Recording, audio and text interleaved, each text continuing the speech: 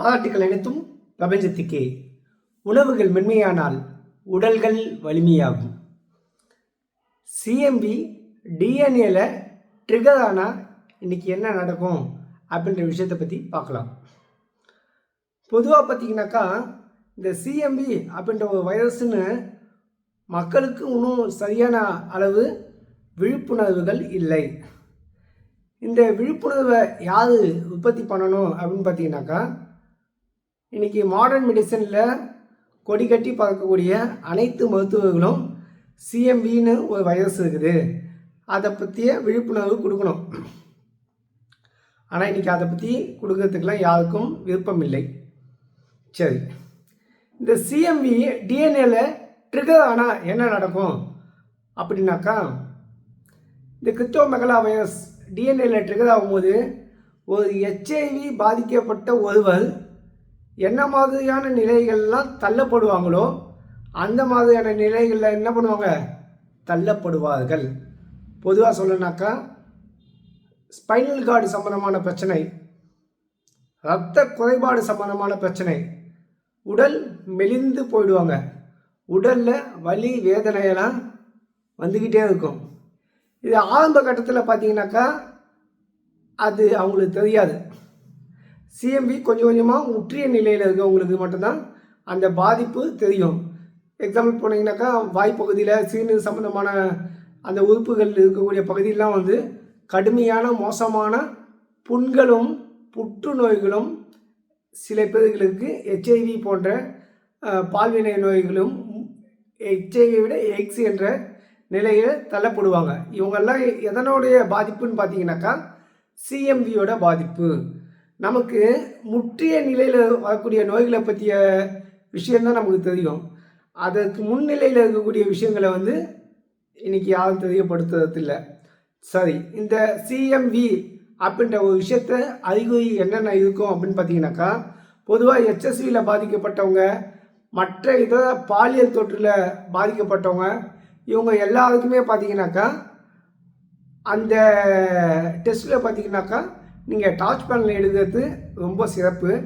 அதில் பார்த்தீங்கன்னாக்கா 500க்கு மேலே பாயிண்ட் இருந்தாலே நம்ம என்ன பண்ணணும்னாக்கா உடனடியாக அதற்கான பரிசோதனை, அதற்கான நோயை கட்டுப்படுத்தக்கூடிய தீர்வு, முழுமையாக குணப்படுத்தக்கூடிய தீர்வுக்கு நம்ம போயிடணும். அதனால் சிம்டம்ஸ் அறிகுறிகள் இருந்தாலே, இதுவும் பார்த்திங்கன்னா ஹெச்எஸ்வி சம்மந்தமான அறிகுறி போல தான் இருக்கும்.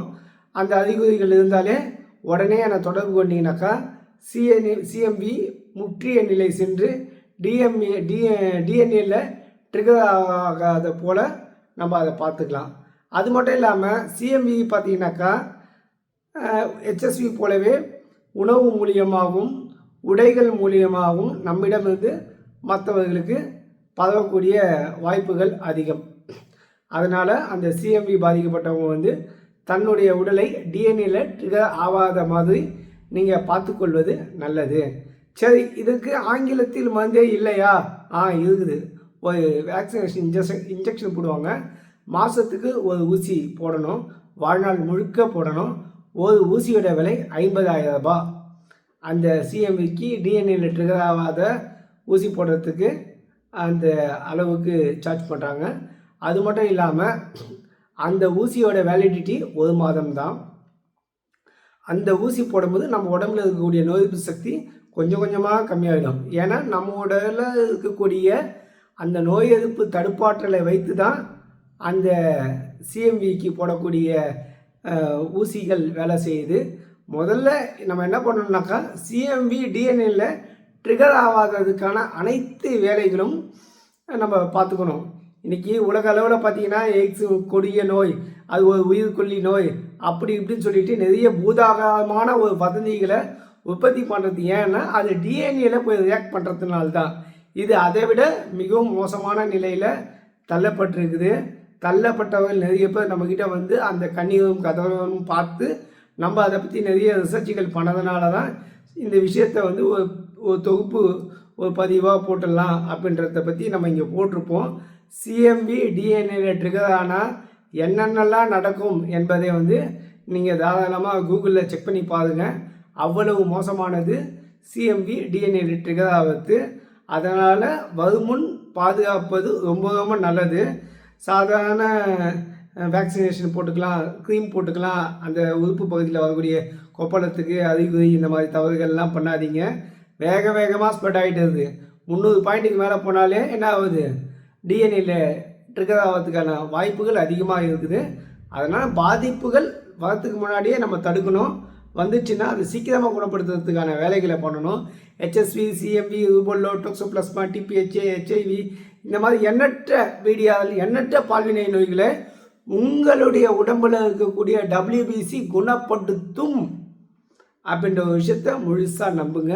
இன்றைக்கி சயின்ஸும் அதுதான் சொல்லுது. நீங்களும் அப்பப்போ உங்களுடைய பிளட் டெஸ்ட் எடுத்து பார்த்துக்கலாம்.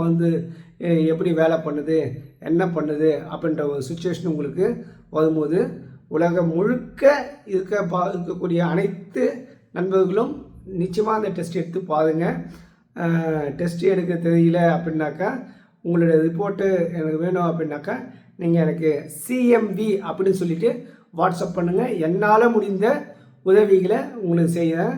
கமெண்டில் போய்ட்டு CMV அப்படின்னு போட்டிங்கன்னா இன்னும் ஒரு பெரிய ப்ரீஃபான விஷயத்தை நான் உங்களுக்கு ஸ்பெஷலாக PDF-ஆக பண்ணுறேன். CMV HIV-யை விட மோசமான ஒரு உயிர்கொல்லி நோயாக மாறிக்கிட்டு இருக்குது. HIV வந்தாவது ஒரு 10 வருஷம் கழித்து தான் உடம்புல பாதிப்பு, ஆள் ஒல்லியாகிடுறது, இந்த மாதிரியான விஷயங்கள்லாம் இருக்கும். ஆனால் CMV அப்படி இல்லை. 1 ஆண்டுகள் 2 ஆண்டுகள்லேயே அதனுடைய பாதிப்பு ரொம்ப ரொம்ப மோசமாக இருக்குது.